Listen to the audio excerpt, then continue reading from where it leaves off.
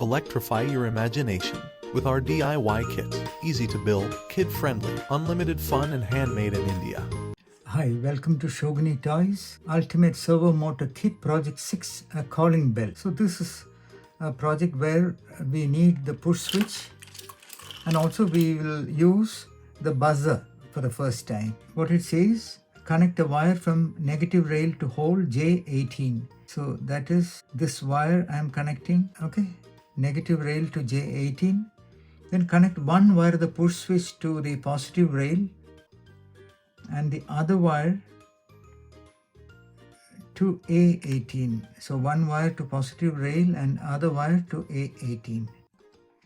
So if the connections are correct, when we switch it on and press the button, okay, the buzzer will come.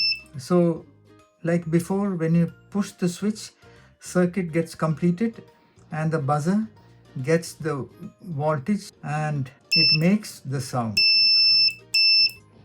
Let's switch it off and move on. Perfect. Build, learn, and create. Unleash your inner engineer with our DIY electronic kits.